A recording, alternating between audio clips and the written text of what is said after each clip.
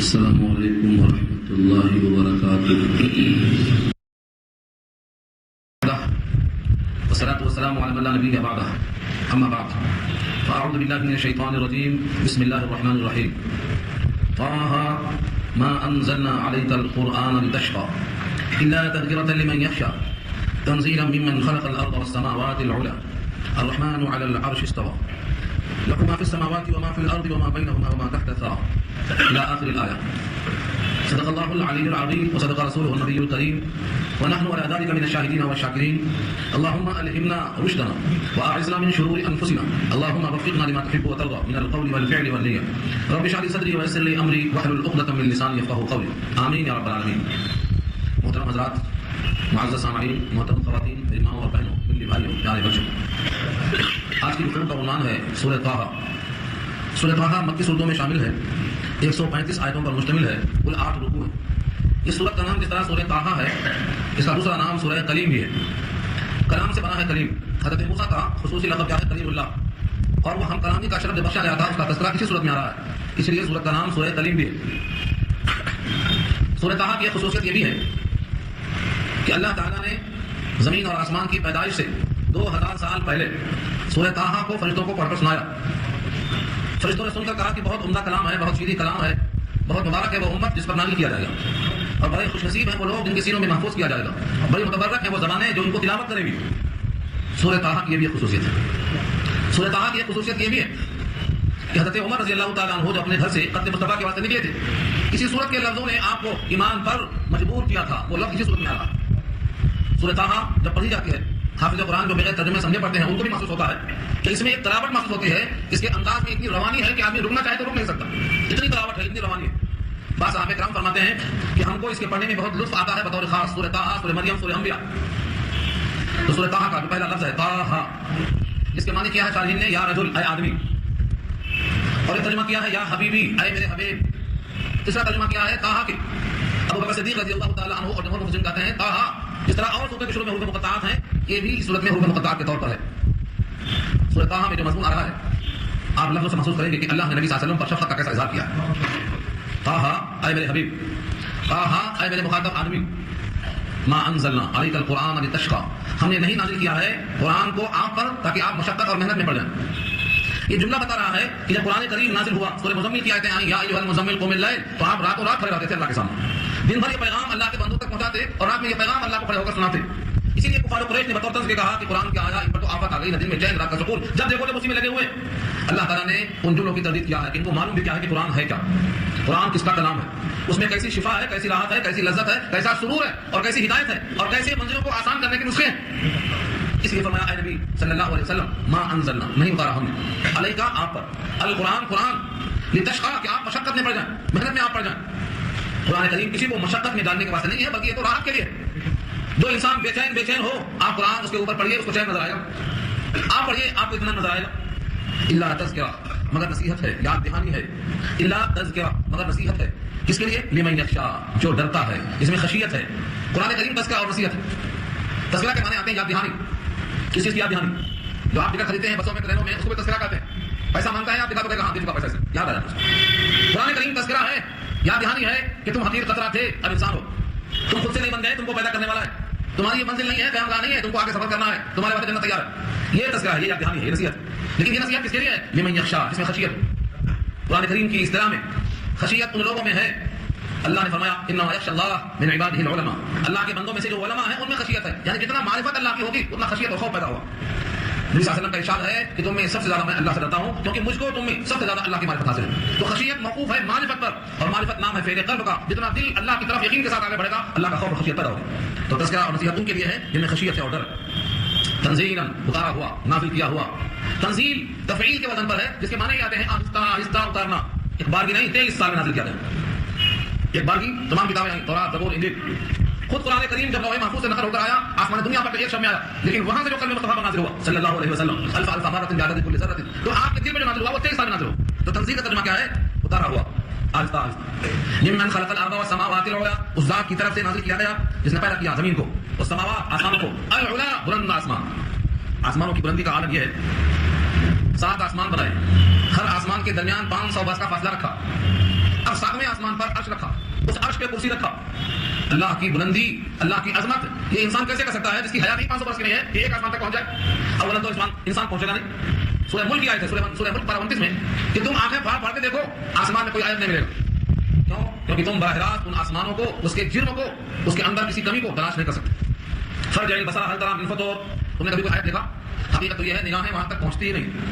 فرجع البصر, دوبارہ دیکھو, اللہ فرماتے ہیں, آگے فرماتے ہیں ثم ارجع البصر کررتين, پھر دیکھو. نہیں دیکھ سکتا انسان جس کو دیکھ نہیں سکتا ہے وہ رب اس جیسے 7 آسمان پیدا کر چکا ہے. اس کی بلندی کا اندازہ بندہ کیا کر سکتا ہے؟ اس لیے فرمایا کہ یہ کلام کتنا بلند ہوگا کہ 7 آسمان اور 7 زمین بنانے والے بلند رب کی طرف سے بھیجا گیا. اس کی بلندی کا اندازہ تم نہیں کر سکتے. بڑا بھاری بھرکم کلام ہے. اب یہاں سے وضاحت فرمایا کہ جب آسمانوں کو بلند ہے, پیدا کرنے والا ہے, تو خود کہاں مستوی ہے؟ فرمایا الرحمن علی العرش استوى, رحمان عرش پر مستوی ہے, رحمان عرش پہ قائم ہے. 7 آسمانوں کو پیدا کرنے والا جس نے اتارا ہے اس کتاب کو, وہ عرش پہ قائم ہے. یہ آیت متشابہات میں سے. متشابہات کی تعریف یہ ہے کہ عام طور پر اس کے معنی سمجھ میں نہ آئے, ان کو متشابہات کہا جاتا ہے. ان کے مقابل میں محکمات ہیں. سورہ آل عمران 3 پارہ پہلے رکوع میں بحث آ چکی ہے کہ آیات محکمات اصل کتاب ہے, ہن ام الکتاب, اصل کتاب وہ ہے, اس کے عمل کرنا ہے. لیکن جن کے دل میں ٹیڑھاپن ہوتا ہے, کجی ہوتی ہے, وہ متشابہات کے پیچھے پڑ جاتے ہیں, لوگوں کو چھیڑتے پھرتے ہیں, بتاؤ اللہ کہاں ہے. قرآن کریم نے واضح کیا ہے متشابہات کی آیتوں کو چھیڑنا یہ کج روی اور کج فہمی اور دل میں ٹیڑھاپن ہونے کی دلیل ہے. آیت کے الفاظ نوٹ کرو, فاما الذين في قلوبهم زيغ فيتبعون ما تشابه منه ابتغاء الفتنه وابتغاء تاويله. جن کے دل میں کجی ہے وہ متشابہات کے پیچھے پڑ جاتے ہیں فتنہ تلاش کرنے کے لیے, حالانکہ اس کا صحیح مفہوم سوائے راسخ فی العلم کے اور اللہ کے کوئی نہیں جانتا. نہیں کہا جائے کہ راسخ فی العلم بھی کہہ دیتے ہیں جو کچھ اللہ نے ہم پر قائم وقائم میں ایمان رکھتے ہیں. تو متشابہات کا مفہوم نہیں معلوم ہے تو اس میں بات کرنے سے روکا ہے, لیکن دل میں کجی ہے وہ لوگ اسی کے پیچھے پڑتے ہیں. اصل کتاب وہ ہے جن کے احکامات ظاہر, اس پر عمل کرنا. تو آیت جو موجودہ ہے سامنے, یہ متشابہات میں سے کیسے ہے؟ رحمان اللہ کا ایک نام ہے, علی العرش, عرش پر ہونا, عرش اللہ کی مخلوق ہے. اللہ نے عرش کو بھی پیدا کیا. اللہ تعالیٰ عرش کے بھی رب ہے, وہو رب العرش العظیم, عرش عظیم کے بھی وہ رب ہے. اور رب کا ترجمہ کیا ہے؟ تو عدم سے وجود بخشے, پال کر درجہ کمال تک پہنچائے. تو عرش عظیم کو بھی اللہ نے پیدا کیا, اس کی بھی وہ رب ہے. کرسی کو بھی اللہ نے پیدا کیا, اللہ اس کی بھی رب ہے. تو عرش پر اللہ کا قائم ہونا یہ تو معلوم ہو گیا, لیکن عرش پر کیسے قائم ہے یہ کیفیت بندہ نہیں جان سکتا. کیوں نہیں جان سکتا؟ کیونکہ ذات سے متعلق گفتگو کرنے سے اللہ نے منع کیا ہے. اللہ کی ذات کو بندہ ادراک ہی نہیں کر سکتا. جو بندہ اللہ کی ذات کو دیکھنے پر قادر نہیں ہے وہ ذات کے بارے میں ادراک کیسے کر سکتا؟ البتہ مصنوعات عالم میں غور کرنے سے, صفات میں غور کرنے سے اللہ کی محبت دل میں آتی ہے, یہ کافی. ہم موجود ہیں, ہمارا کوئی خالق ہے, اللہ کے خالق ہونے میں غور کر سکتے ہیں. ہمیں کھانا ملتا ہے, کوئی رزاق ضرور ہے, رزق میں غور کر سکتے ہیں. ہمیں بارش برسا کر پانی ملاتا ہے, برسانے والا کوئی ضرور ہے, اس کے اس قدرت میں ہم سوچ سکتے ہیں. یہ حکم دیا ہے. اللہ کے صفات میں غور کرنے کا حکم ہے, ذات میں غور کرنے کا حکم نہیں دیا. تو یہ آیت متشابہات میں سے رحمان عرش پہ قائم ہے. لیکن اس کا مطلب یہ نہیں کہ عرش پر قائم ہے تو وہاں وہ محدود ہے اور کہیں ہے ہی نہیں. جیسا کہ ایک فرقہ اس پر تلا ہوا ہے کہنے کے لیے کہ اللہ عرش پر ہی ہے, بقیہ اور کہیں نہیں ہے, اللہ زمین پر نہیں ہے. ان کا عقیدہ یہ ہے کہ اللہ علم کے لحاظ سے ہر جگہ ہے, ذات کے لحاظ سے صرف عرش پر محدود ہے. یہ عقیدہ باطل ہے. کیوں باطل ہے؟ کیونکہ رحمان عرش پر ہوتے ہوئے ہر جگہ موجود ہے, کیونکہ اس کی ایک صفت ہے وہ علی کل شیء شہید, اور شہید کے معنی حاضر کے آتے ہیں. الشہید حاضر ہونا یہ اللہ کی صفت ہے. جس طرح بصیر دیکھتا, ہر چیز کو دیکھ رہا, خبیر ہر ایک کی خبر ہے, علیم ہر ایک کا علم ہے, قدیر ہر شے پہ قادر ہے, مشیت اس کی جو چاہتی ہے وہ ہوتی ہے. ایسے اللہ کی صفت میں سے ایک صفت یہ بھی ہے کہ وہ شہید ہے, اور شہید کے معنی کیا ہے؟ حاضر. اس کو کہنا کہ وہ زمین پر نہیں ہے یہ شہید کی صفت کے خلاف ہے. سورہ زخرف پارہ 25 کی آیت ہے, وَهُوَ الَّذِي فِي السَّمَاءِ إِلَٰهٌ وَفِي الْأَرْضِ إِلَٰهٌ, وہی معبود آسمانوں میں ہے اور وہی معبود زمین میں ہے. اب زمین میں اس کے معبود ہونے کی نفی کرنا سورہ زخرف کی آیت مخالفت کرنا ہے. اللہ عرش پہ ہوتے ہوئے ہر جگہ موجود ہیں. اس کی ایک دلیل اور سامنے رکھو, آیت الکرسی آپ کو یاد ہوگی. اس یہاں کرسی السماوات والارض, اس کی کرسی اتنی وسیع ہے کہ اس میں 7 آسمان اور زمین سما جائیں. جب 7 زمین سما گئے, 7 آسمان سما گئے, تو اس کرسی پر ہوتے ہوئے وہ اپنے وسعت میں سب کو لیے ہوئے ہیں. لہٰذا یہ کہنا کہ اللہ عرش پہ ہے اس کا مطلب اور کہیں بھی نہیں ہے, یہ کہیں بھی نہیں ہے, یہ بے دلیل. کوئی حدیث اور کوئی آیت دلیل میں نہیں ملے گی نفی پر. نفی کا مطلب اللہ ہر جگہ نہیں ہے, یہ دعویٰ ہے. اس پر دلیل چاہیے, کوئی آیت کوئی حدیث چاہیے نہیں ہے, دستیاب نہیں. اسی لیے اللہ تعالیٰ عرش پہ ہوتے ہوئے ہر جگہ. تھوڑی دیر کے لیے ہم تھوڑی دیر مان لیتے ہیں کہ اللہ اپنے علم کے لحاظ سے ہر جگہ ہے, ذات کے لحاظ سے عرش پر ہے. اتنی بات جمہور مفسرین بھی کہتے ہیں, اتنی بات جمہور مفسرین بھی کہتے ہیں کہ اللہ ذات کے اعتبار سے عرش پر ہے, کرسی پر ہے, لیکن علم کے لحاظ سے ہر جگہ موجود ہے. یہاں تک بات چل سکتی ہے, لیکن ذات کی نفی کر دینا کہ ہر جگہ نہیں ہے یہ ٹکڑا ثابت نہیں, یہ ٹکڑا قابل معلوم. اللہ تعالیٰ کی صفت اللہ کی ذات سے الگ نہیں ہو سکتی, ایک دعویٰ. یہ اچھی طرح سمجھانا چاہ رہا ہوں میں آپ کو, کیونکہ اس میں ایک طبقہ مکرا ہے اور بہت اوپر تک چلا رہا ہے. اللہ کی جتنی صفتیں ہیں ان میں سے خاص طور سے 7 صفتیں ایسی ہیں جو صفات ذاتیہ کہلاتی ہیں. اللہ کی ذاتی صفت, جیسے اللہ کا علم, اللہ کا علیم ہونا اللہ کی ذاتی صفت, اللہ کا قدیر ہونا اللہ کی ذاتی صفت ہے, اللہ کی مشیت, اللہ کا ارادہ, اللہ کا تکلم, یہ سب ذاتی صفات ہیں. اور جو ذاتی صفات ہے وہ ذات سے الگ ہو ہی نہیں سکتی. لیسا کمثلہ شیء, وہ جیسا کوئی نہیں ہے. لیکن سمجھانے کے لیے ایک مثال دینا پڑتا ہے تاکہ فہم سے قریب ہو جائے بات. انسان ہیں، آپ بڑے حسین ہیں، یہ حسن آپ کی صفت ہے، آپ بڑے بہادر ہیں، بہادری آپ کی صفت ہے، آپ بہت لمبے ہیں، لمبا ہونا آپ کی صفت ہے، آپ بڑے سخی ہیں، سخاوت آپ کی صفت ہے، آپ کالے ہیں، کالا ہونا آپ کی صفت ہے. ان میں سے کوئی چیز آپ کی ذات سے الگ نہیں ہو سکتی کہ آپ یہاں ہیں خوبصورتی گھر میں رکھ کے آئے ہیں. ہو سکتا ہے ایسا؟ ٹھیک یہی حال ہے رب کریم کی تمام صفات ذاتیہ رب کریم کی ذات سے الگ ہو ہی نہیں سکتی. اسی لیے رب کریم کو عرش پر مان کر ان کی ذات کی نفی کر دینا اللہ کی تعریف نہیں ہے، توحید نہیں ہے، تنقیص ہے. اللہ ہر جگہ موجود نہیں تو گویا معدوم ہے. جو معدوم ہو یہ تعریف ہے، تعریف نہیں ہے، یہ تنقیص ہے. جو لوگ توحید کی چکر میں آ کر تنقیص کر رہے ہیں ان کو اصلاح کرنا چاہیے. ہم نے یہ بات کو طویل نہیں کیا، مختصر کیا ہے. اگر اس کو اور طویل کیا جائے تو یہ کہا جا سکتا ہے کہ اللہ عرش پہ ہیں، کرسی پہ ہیں، وہاں ہوتے ہوئے بھی ہر جگہ موجود ہیں. اگر آپ یہ بات نہیں مانتے ہیں تو بتائیے اللہ کا علم اللہ کی ذات سے کتنا دور ہے، اللہ کی قدرت اللہ کی ذات سے کتنا دور ہے، اللہ کی مشیت اللہ کی ذات سے کتنا دور ہے. یہ دنیا کی کوئی طاقت بیان نہیں کر سکتی. اسی لیے بات ماننا پڑے گا اللہ کی تمام صفات ذاتیہ اللہ سے متصل ہیں، وہ الگ ہو ہی نہیں سکتی. یہ ہے ہیڈنگ، جو عنوان ہے، یہ آیت متشابہات میں سے ہے، لیکن اس کی تشریح میں کہ اللہ ہر جگہ موجود ہیں قرآن کریم کی 70 آیتیں موجود ہیں. سورہ یونس میں یہ بات آ چکی ہے، تم تلاوت کرتے ہو ہم تمہارا مشاہدہ کرتے ہیں. سورہ قاف میں بات آ چکی ہے کہ تمہارے شہر سے ہم قریب ہیں. سورہ واقعہ میں بات آ چکی ہے تمہاری روح نکلتی ہے تمہیں سب گھیر کے بیٹھتے ہیں، لیکن تم میں سب سے زیادہ قریب اس وقت میں ہوتا ہوں لیکن مجھے دیکھتے نہیں. قرآن کریم میں جگہ جگہ آیتیں موجود ہیں کہ اللہ تعالیٰ کو بندے سے دور کرنا یہ غلط ہے. اللہ کی ذات اور صفات متصل ہیں اور بندے سے ایسا قریب ہیں کہ روح نے بہت اچھا کہا اتصال بے تکیف بے مثال حسب رب الناس را باجان ناس. اتصال ایسا ہے کہ اس کی کوئی کیفیت کوئی مثال نہیں دی جا سکتی ہے، لیکن اللہ تعالیٰ بندوں سے بہت قریب ہیں، یہاں تک کہ شہر سے بھی قریب ہیں. بندے اللہ سے قریب ہیں. اللہ خود فرماتے ہیں جب تم سے بندے پوچھیں میں کہاں ہوں تو کہا دو میں قریب ہوں. اذا سألک عبادی عنی فإنی قریب، جواب دے دو میں قریب ہوں. جب اللہ قریب فرماتے ہیں تو دور کیسے کریں گے آپ؟ تب قبلہ کی آیت میں کہا ایما تولوا فثم وجه اللہ، کدھر بھی چہرہ کر لو اللہ کا ذات موجود ہے. تو بندے کا قبلہ کیا آسمان میں ہوگا زمین میں ہوگا؟ کہا وجہ وہ قریب، سجدے میں قریب ہو جاؤ اللہ سے. سجدہ بندہ نہیں کرتا ہے تو سجدے میں قریب کیسے ہوگا؟ یہ قربت ہے. اللہ تعالیٰ بندے سے قریب ہونے کا اقرار فرماتے ہیں. ایک فرقہ ہے جو کہتا ہے بندے سے اللہ دور ہے، اللہ اتنے دور ہے کہ وہ آسمان میں ہے تم زمین پہ ہو. سورہ انفال آیت نمبر 24 میں اللہ فرماتے ہیں وَاعْلَمُوا أَنَّ اللَّهَ يَحُولُ بَيْنَ الْمَرْءِ وَقَلْبِهِ، جان لو اللہ تعالیٰ خود حائل ہو جاتے ہیں آدمی کے اس کے قلب کے درمیان، آڑ بن جاتے ہیں. یہ تمام آیتیں بتاتی ہیں کہ اللہ عرش پہ ہوتے ہوئے ہر جگہ موجود ہے. عرش پہ محدود کر دینا یہ اللہ کی تنقیص ہے، تعریف نہیں ہے. اللہ ہر جگہ موجود، واجب الوجود، بقیہ کوئی دوسرا ہر جگہ موجود نہیں ہو سکتا. اگر کوئی کسی نبی کو کسی ولی کو ہر جگہ موجود کہتا ہے تو اس صفت میں اللہ سے مشابہ کر دیتا ہے اور بندے کو تسلیم کر کے دے دیا اللہ کی صفت. یہ بھی جائز نہیں، یہ بھی شرک ہے، یہ بھی درست نہیں. صرف اور صرف اللہ ہی ہر جگہ موجود ہے، بقیہ کوئی دوسرا نہیں ہے کائنات میں جو ہر جگہ موجود ہو. کسی کی صفت نہیں ہو سکتی. اگر کسی مخلوق میں صفت مانی جائے گی تو کہا جائے گا کہ خالق بھی ہر جگہ مخلوق بھی ہر جگہ، اور یہ مخلوق کی صفت میں اللہ کی صفت میں اشتراک ہو گیا، اسی کا نام شرک ہے. تو آیت کا حاصل کیا ہوا؟ رحمان عرش پہ مستوی ہے لیکن وہاں محدود نہیں ہے، وہاں ہوتے ہوئے ہر جگہ موجود ہے. لہو ما فی السماوات و ما فی الارض، اسی کے لیے ہے جو کچھ زمینوں میں اور آسمانوں میں ہے، اسی کی ملکیت ہے جو کچھ آسمانوں میں ہے اور جو کچھ زمینوں میں ہے. وما بینہما، اور جو ان کے درمیان میں ہے. بینہما سے مراد زمین آسمان کے درمیان. تو پہلی زمین اور پہلا آسمان یا ساتوں آسمان کے درمیان اور ساتوں زمینوں کے درمیان.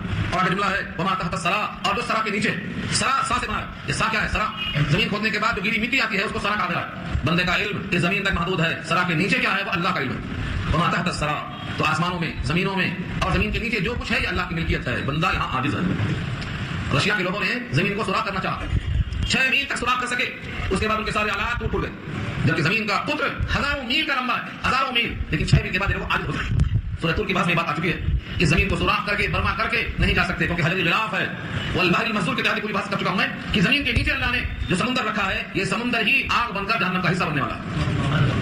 والبحر المسجور کا ترجمہ کیا ہے؟ خلاصہ یہ نکلا کہ اللہ کی قدرت کیا ہے. بندہ اپنے وجود کو یوں سمجھے خود سے نہیں پیدا ہوا.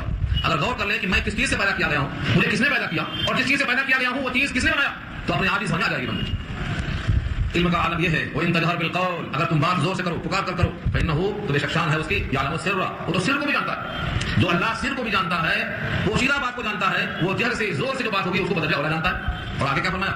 وہ اخفا اس میں تفضیل ہے، مخفی نہیں کا، مخفی مانے پوشیدہ، اخفا کا ابھی تک جو بات تمہارے دل میں آئی ہی نہیں، آئندہ کبھی آ سکتی ہے، وہ بات کو اللہ نے اخفا کہا. آج آپ کے دل میں ایک بات نہیں آئی، کل آ سکتی ہے، وہ بات آپ کو نہیں معلوم ہے، اللہ کو پہلے سے معلوم ہے.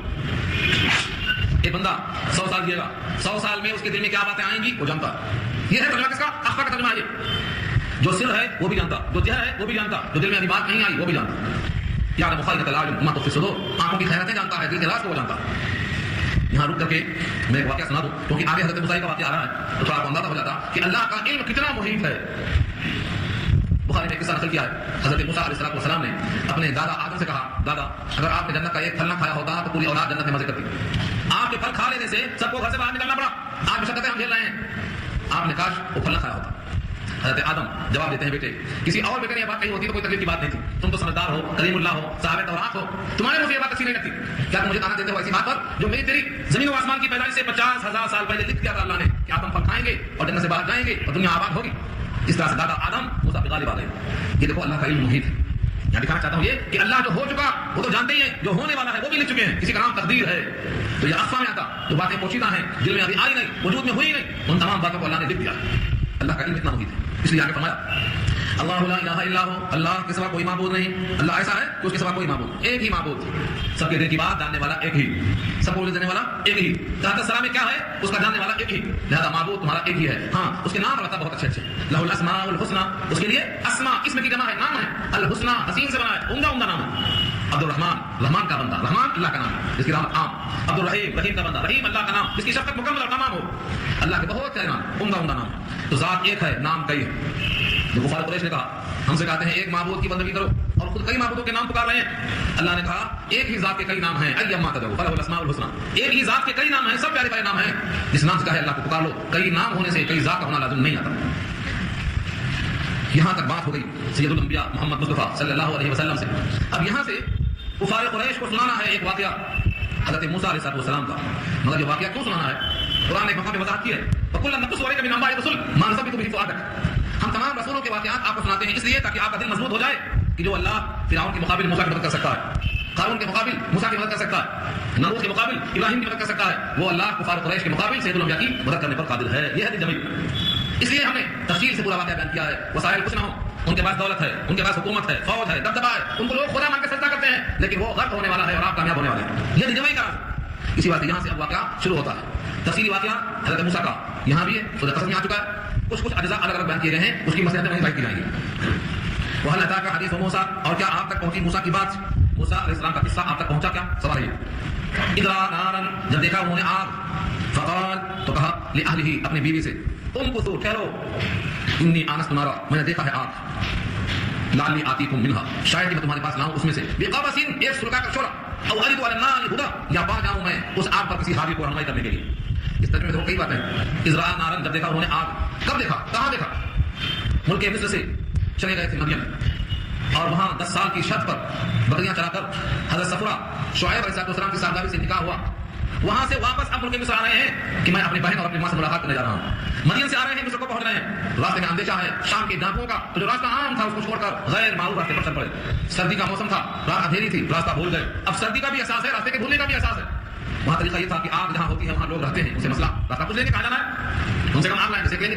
بیوی صفرا اس وقت حاملہ تھی, حالت حمل کے قریب درد ذیل شروع تھا, اس واسطے آگ کی شدت کی تلاش تھی. آگ دیکھ کر وہاں چلتے ہیں. یہ ہے اِذْ رَأَىٰ نَارًا, جب دیکھا انہوں نے آگ کو مدین سے آتے ہوئے, فقال لِأَهْلِهِ, اپنی بیوی صفرا سے کہا, امْكُثُوا, ٹھہرو. صیغہ جمع کا ہے, امْكُثُوا, ٹھہرو. اسے لکھا جا رہی ہے شاید آپ کے ساتھ خاتم بھی رہا ہو لیکن راستہ بھٹکنے کے والے ہو گئے.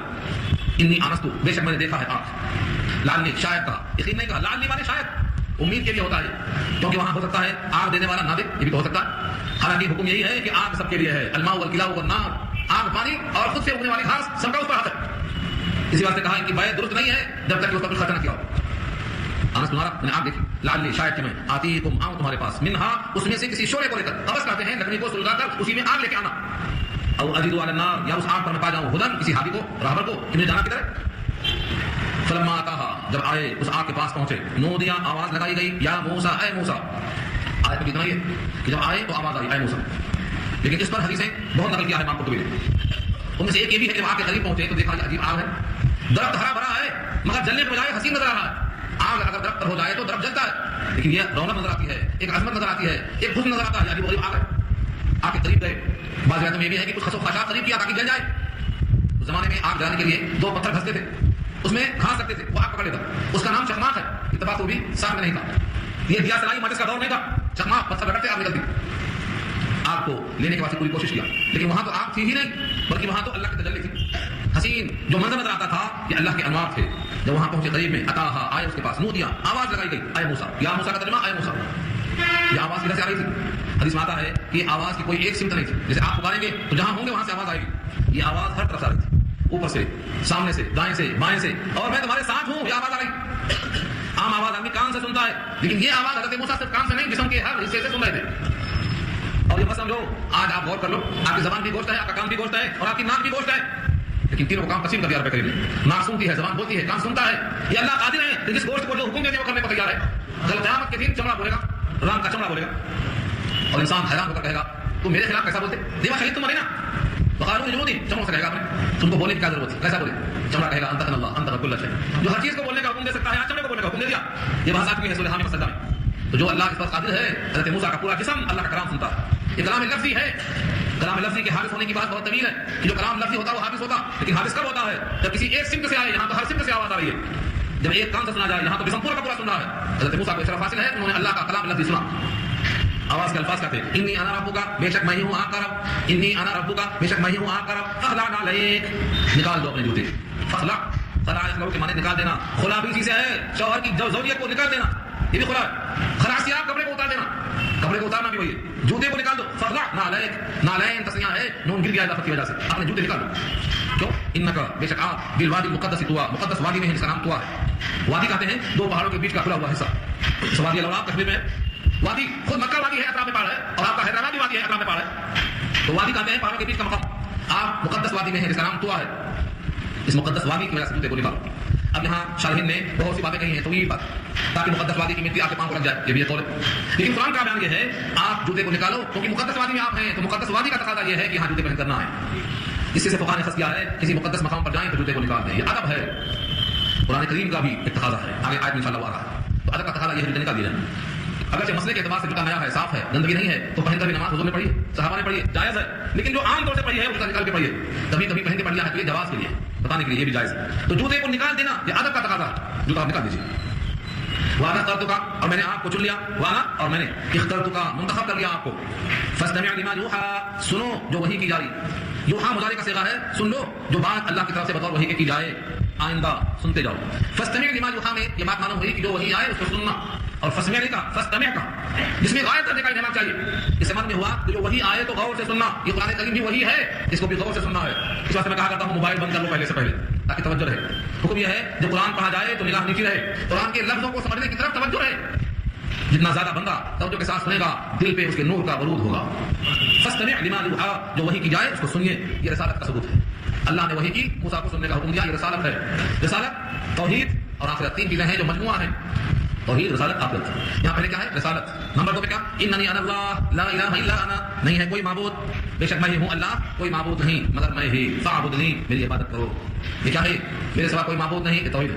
رسالت کے بعد توحید, اور آگے جملہ آئے گا ان الساعۃ آتیۃ, قیامت آنے والی ہے. تو تین باتیں ہو گئی, رسالت, توحید اور آخرت. یہ تینوں باتیں شریعت کا خلاصہ ہیں. حضرت موسیٰ کو اللہ نے دے دیا پہلے رشتے میں, توحید, رسالت, آخرت. اننی انا اللہ, بے شک میں ہی ہوں اللہ, لا الہ الا انا, نہیں کوئی معبود مگر میں ہی. فاعبدنی, میری عبادت کرو, میری ہی عبادت کرو. اس میں سب آگے عبادت, بدنیہ, مالیہ, سب آگے. لیکن اللہ نے بطور خاص نماز کا ذکر الگ سے پھر کیا. واقیم الصلاۃ لذکری, اور قائم کرو نماز میری یاد کے لیے.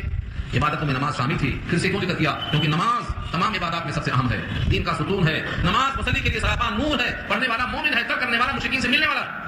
اقیم الصلاۃ ولا تکونوا من المشرکین, اللہ نے کہا نماز قائم کرو, مت ہو جاؤ مشرکوں میں سے, یعنی اس کو ترک کر کے شرک والے عمل سے مت ہو جاؤ. اس واسطے اللہ نے نماز کا ذکر الگ کیا. نماز یاد کے لیے ہے, اللہ کی یاد, ثنا بھی یاد, سورہ فاتحہ بھی یاد, ضم سورہ بھی یاد, تسبیحات بھی یاد, سب میں یاد ہے. تو نماز میں اللہ کی یاد مسلسل ہونا چاہیے, اصل نماز میں. اب کوئی بندہ نماز میں غافل ہے تو جو یاد کرنے کا مقصد تھا وہ فوت. اس لیے نماز کے الفاظ کو, سمجھ کو اچھی طرح سے پڑھ لینا چاہیے. 5 دعائیں زندگی بھر پڑھنا ہے, ایک دن دل لگا کے بیٹھ جاؤ, ترجمہ یاد کر لو, پھر ہمیشہ نماز کا مدد لے جاؤ. تو نماز قائم کرو میری یاد کے لیے. یہ آیت نمبر 14 ہے. میں یہاں رک کر تفسیر کو روک کر آپ کو سنانا چاہتا ہوں کہ یہی وہ آیت ہے جس پر حضرت عمر کے دل میں انقلاب پیدا ہوا. یہاں تک وہ پڑھتے پڑھتے جب یہاں پہنچے تو ان کا دل بھرا. جیسا آپ جانتے ہیں, میں بہت ہی چند لفظوں میں سنا دینا چاہتا ہوں تاکہ تازہ کر لیں آپ. حضرت عمر رضی اللہ تعالیٰ عنہ تلوار لے کر گھر سے نکلتے ہیں نبی صلی اللہ علیہ وسلم کو قتل کرنے کے لیے. لوگوں نے ان کو تانا دیا تھا, آپ کے ہوتے ہوئے پوری قوم میں تفرقہ ہو رہا ہے, بتوں کی مذمت ہو رہی ہے. وہ چلے تھے کہ تفرقہ کرنے کی جو بنیاد ہے میں وہ سب اڑا دوں گا. گھر سے نکل گئے تلوار لے کر. راستے میں ایک صحابی ملے, نعیم بن عبداللہ. وہ فرماتے ہیں عمر کہاں جا رہے ہو؟ کہہ رہے ہیں کہ میں چاہ رہا ہوں تفریقہ کا خاتمہ کروں. انہوں نے کہا کیا آپ کا خیال یہ ہے کہ آپ قتل کر دیں گے محمد کو صلی اللہ علیہ وسلم, اور ان کا جو قبیلہ ہے بنی عبد مناف وہی چھوڑ دینا آپ کو کہ جلدی رہنے پہ. بہتر یہ ہے کہ پہلے گھر کی خبر لے لو, آپ کے بہن بھائیوں سب اسلام آ چکے ہیں, گھر میں آپ کا اسلام ایمان آ چکا ہے. ان کے دل میں خیال آیا کہ میں باہر جا کے دیکھ رہا ہوں میرے گھر میں ہی ہو رہا ہے. پلٹ گئے فوراً وہیں سے. لکھا ہے تاریخ نے, صحابی کی حکمت عملی دیکھو. جب کوئی آدمی جاتا ہے تو روکنا مشکل ہوتا ہے, اس کو پلٹا دینا رخ کو, یہ حکمت ہوتی ہے. پلٹا دینا حکمت ہوتی ہے. اس واسطے حدیث میں آیا ہے جب برائی دیکھو تو روکو مت. کیا کہا؟ من رأى منكم منکرا فلیغیرہ بیدہ, برائی کو چینج کرو. ایک آدمی گانے والا ہے, مت گاؤ مت بولو, یہ کلام پڑھو کرو. اس کو پڑھنے کا موقع دو, برائی کو بدل دو, یعنی اس کے رخ کو موڑ دو. نعیم بن عبداللہ کے بولنے سے وہ گھر آئے, گھر میں سے آواز قرآن کی آ رہی ہے, سورہ طٰہٰ پڑھی جا رہی ہے. دستک دیا پڑھانے والے معلم حضرت خباب بن الارث, جن کا میں ذکر کر چکا ہوں سورہ مریم کے حوالے سے, لوہار کا کام کرتے تھے, وہ پڑھاتے تھے. آواز سن کر چھپ گئے کہیں کونے میں, گھر میں داخل ہوئے, بھنوئی سے کہا کیا بات ہے؟ انہوں نے کہا کوئی بات نہیں, کوئی خاص بات نہیں. حضرت عمر نے کیونکہ آواز سن لیا تھا اور خبر باہر مل چکی تھی, بھنوئی کو مارنا شروع کر دیا. بھنوئی بھی کون تھے؟ سعید بن زید رضی اللہ تعالیٰ عنہ, جو عشرہ مبشرہ میں سے. جب ان کو مار کے لہو لہان کر دیا تو بہن فاطمہ بھاگ کے آئیں اور آ کے چھڑانا چاہیں, اپنے شوہر کو بچانا چاہتی. ان کو بھی خوب پیٹا. جب ان کا بھی جسم لہو لہان ہو گیا تو بہن فاطمہ عمر کی بہن تھی, وہ بھی بڑی مضبوط عقیدے کی, کہتی ہیں ہاں یہ سچ ہے کہ ہم ایمان لے آئے ہیں, اگر تم سے ہو سکے ہمارے جسم سے روح نکال لو, یہ تم کر سکتے ہو تو کر لو, لیکن ایمان تم نہیں نکال سکتے ہو. ہمارے دل میں پیوست ہو چکا ہے. جب یہ سختی دیکھا تو انہوں نے پسیج کر پوچھا کھلاؤ دکھاؤ کہاں ہے اس کا, ہم بھی پڑھنا چاہتے. بہن نے کہا بھائی جان بات یہ ہے, میرے بھائی یہ بات ہے کہ آپ نجس ہو اور یہ کلام پاک اور صاف, مجھے خطرہ ہے کہیں پاک پھینک دیں گے, آپ بے حرمتی کریں گے. انہوں نے اپنے بتوں کی قسم کھایا کہ میں ایسی گستاخی نہیں کروں گا. پھر کہا ٹھیک ہے ارادہ اچھا ہے تو بھائی آپ غسل کر لیجیے, صفائی کر لیجیے, جسم کو پاک کر لیجیے. غسل کرنے سے پہلے بعض روایت میں یہ بھی آتا ہے وہ دعا کرتے ہیں اللہ ہم جسم کو دھلا دیا, جسم کو دھل دیا, اب قلب کو دھونا آپ کے ہاتھ میں. ادھر غسل کر کے تیار ہوتے ہیں, اس کا ہاتھ میں لیا, وہاں سے پڑھتے پڑھتے یہاں تک جب پہنچے تو ان کے دل کی آواز آئی کہ یہ کلام تو انسانی کلام ہو ہی نہیں سکتا, اس کلام میں اتنی تراوٹ ہے, اتنی مٹھاس ہے, اور یہ کلام توحید سے لبریز ہے. ان کے دل کی کایا پلٹ جاتی ہے. جیسے یہ جملہ عمدہ قسم کا نکلا, خباب بھی کمرے سے باہر آ گئے اور کہا عمر تمہیں مبارک ہو. نبی صلی اللہ علیہ وسلم نے گزشتہ شام میں دعا کی تھی اللہم ایدہ, اے اللہ اسلام کو تقویت پہنچا. اللہم اید الاسلام بے عمر بن ہشام اور بے عمر بن الخطاب, عمر بن ہشام کے ذریعے یا عمر بن خطاب کے ذریعے سے اسلام کو طاقت پہنچا, یعنی ان میں سے کسی ایک کو اسلام کے دامن میں ڈال دے. مجھے لگتا ہے حضور پاک کی وہ دعا تمہارے حق میں قبول ہو چکی ہے. یہاں سے خباب حضرت عمر کو لے کر پہنچتے ہیں نبی صلی اللہ علیہ وسلم کے پاس, اور وہاں پر نبی صلی اللہ علیہ وسلم کے پاس حضرت حمزہ پہلے سے موجود تھے. دروازے کی طرف سے دیکھا تلوار لے کر عمر آ رہے ہیں. حضرت حمزہ نے کہا دروازہ کھولو, ارادے ٹھیک ہیں تو بہت اچھی بات ہے, ورنہ انہیں کی تلوار سے اس کا کام کیا جائے گا. کیونکہ حضرت حمزہ بھی بڑے بہادر تھے, سید الشہداء کا لقب ملا ہے, حضور کے چچا ہیں. یہ طویل واقعہ آپ سن چکے ہوں گے, میں نے اس بات بیان کیا تاکہ معلوم ہو اننی انا اللہ کی آیت ہے. اس آیت نے حضرت عمر کے دل کو مجبور کر دیا کہ وہ ایک اللہ کو قبول کر لے.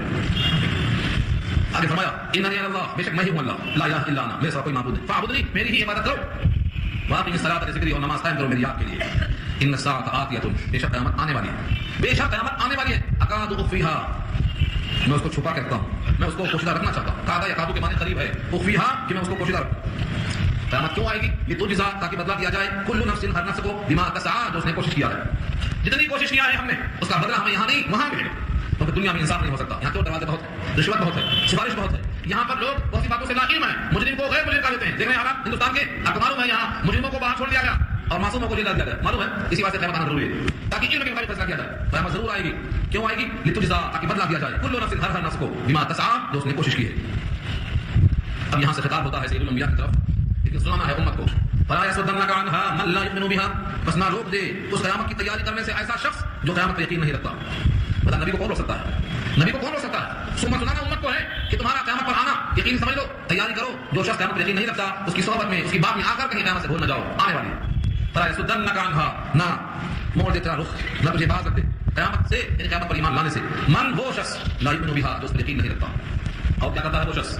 اول تو قیامت پر یقین نہیں رکھتا, اور جو ایسا ہوتا ہے اس کا حال یہ ہے کہ وہ خواہشوں کا بندہ ہوتا. واتبع ہوا, اور اتباع کیا ہے اس نے اپنے ہوا کی, ہوا مانے خواہش, ہوا و ہوس, واتبع ہوا, اور خواہش کی اس نے اتباع کی. فتردا, تو تم بھی کہیں تباہ نہ ہو جاؤ اس کی وجہ سے. تردا اور تردا قریب قریب معنی میں ہے, یعنی جو خواہشات پر چلے گا اور قیامت کی تیاری نہیں کرے گا, فتردا, وہ اس میں گرے گا, مطلب جہنم میں گرے گا.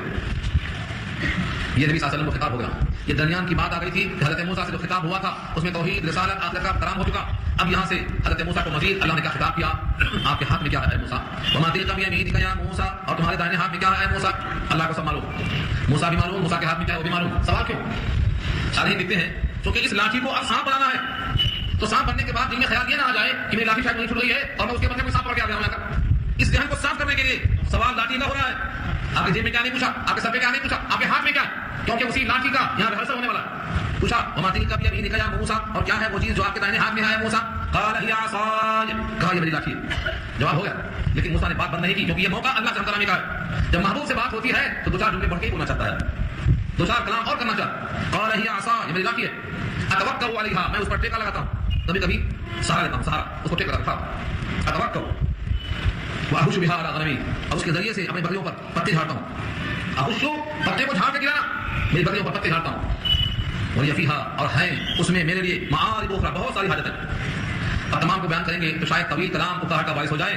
تو کہا لیتے ہیں کبھی کبھی وضاحت کے لیے, کسی مقصد کے لیے جواب سے زیادہ بات کرنا بھی جائز ہے, جیسا کہ یہاں بشرطے کہ دل میں اکتاہٹ نہ ہو. اسی واسطے سلام اور کلام کرنے والا شخص کوئی سوال کرتا ہے تو اس کا جواب ایک لفظ میں ہو سکتا ہے، لیکن مطمئن کرنے کے لیے طویل جواب دیا جاتا ہے تاکہ اس کی بات سمجھ میں آ جائے.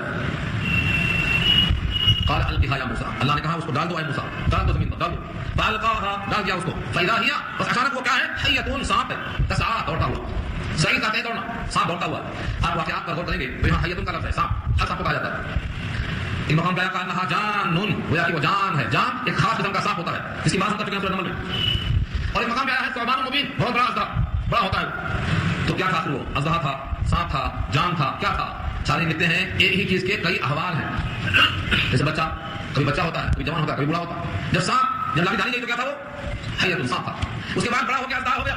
لیکن بڑا اژدہا ریگتا نہیں جلدی جلدی، کم چلتا ہے وہ، لیکن یہ اپنی چال میں کہا جان. اس کی چال، اس کی سرعت، اس کی تیزی کو تشبیہ دیا ہے کہ ہے تو بڑا لیکن تیزی ہے جان کی طرح، سٹکدار ہے. تو کبھی صفت ہے، کبھی احوال ہے. یہ جیسی لاٹھی سانپ بن گئی. اللہ نے کیا کہا؟ قال خذها، پکڑ لو اس کو. انسان سوچتا ہے سانپ ہے، کیسے پکڑوں؟ رب کریم دلوں کے حال سے واقف ہے. ولا تخاف، ڈرو مت. جو دل میں ڈر پیدا ہوا اللہ جانتے ہیں. فرماتے ہیں موسیٰ ڈرو مت. یہاں پہ یہی کہا، وہاں کہا اخبر ولا تخف، آگے آؤ ڈرو مت. تو نہ ڈرنا یہ اللہ کا حکم تھا. اور ڈرنا انسانی خاصیت ہے، بشری تقاضا ہے. انسان کے اندر خوف پیدا ہوتا ہے، یہ بشریت ہے. کہا پکڑ لو اس کو اور ڈرو مت. سنعیدھا، ہم اس کو لوٹائیں گے. عن قریب، سنعیدھا، اس کو ہم جلد ہی لوٹائیں گے. سیرتھا الاولیٰ، اس کی پہلی حالت پر. سیرت، چال و چلن، اس کی صفات. اگر کہتے ہیں حالت پر تو پہلی ایک حالت ہوتی ہے، یہاں ہے اس کی سیرت. ان سارے وہ کام کرے گا جو پہلے کرتا تھا. سیرتھا الاولیٰ، اس کی پہلی حالت پر لوٹا دیں گے. ایک معجزہ ہو گیا. وضمم یدک الی جناحک، وضمم یدک الی جناحک، اور ملا لو اپنا ہاتھ اپنی بغل میں. جناح بائیں بغل میں دائیں ہاتھ دبا لو. کیا ہوگا؟ تخرج بیضاء، نکلے گا روشن ہو کر، چمکدار سورج کی طرح. من غیر سوء، کسی برائی کے بغیر. کوئی عیب نہیں ہاتھ میں. یہ سفیدی کہاں سے آ گئی؟ کوئی بیماری ہوگی، برس ہوگا؟ نہیں. من غیر سوء، کوئی برائی کے بغیر، کوئی عیب کے بغیر. آیت اخری، نشانی ہے دوسری. پہلی لاٹھی، دوسری ید بیضاء. لنریک من آیاتنا الکبریٰ، تاکہ ہم دکھلائیں آپ کو ہماری نشانیوں میں سے جو بڑی قدرت ہے. آیاتنا جمع ہے آیت کی نشانیاں، الکبریٰ بڑی بڑی، سب ہم آپ کو دکھائیں.